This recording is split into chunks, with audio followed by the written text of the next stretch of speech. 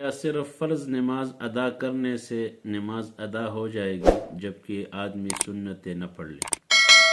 تو دیکھو، سنت نماز ان کو چھوڑنا ہمیشہ کے لیے، یعنی اس پر ہمیشگی آدمی کرے اور اس کو سرے سے پڑھے نہ، صرف 2 فرض صبح پڑھے، 4 فرض ظہر کو پڑھے اور 4 عصر کو، اور مغرب کو بھی سنتیں نہ پڑھے اور عشاء کو بھی نہ پڑھے، تو یہ آدمی فاسق ہے، گنہگار ہے۔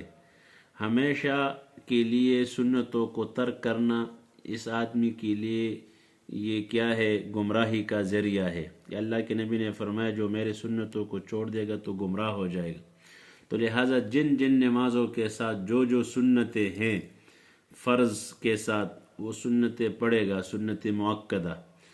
بعض سنت الزوائد ہے، سنت غیر مؤکدہ ہے، اس کا تو الگ ترتیب ہے، لیکن جو سنت مؤکدہ ہے، صبح فرض کے ساتھ 2 رکعت سنت اس سے پہلے، ظہر کو 4 پہلے اور 2 بعد میں، اور اسی طرح مغرب میں 2 سنتیں اور عشاء میں 2 سنتیں، اگر آدمی اس کو چھوڑے تو یہ آدمی گنہگار ہے، فاسق ہے۔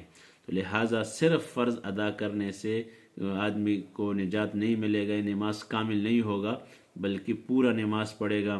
بہتر یہ ہے کہ آدمی سنت نماز کو گھر میں پڑھ لے، تو اسے اور بھی گھر میں برکت، نوافل سنت نماز یہ گھر میں پڑھنا چاہیے۔ تو لہٰذا جو آدمی سنتوں کو ترک کرتا ہے تو یہ گنہگار ہے اور نماز کامل نہیں ہوگا۔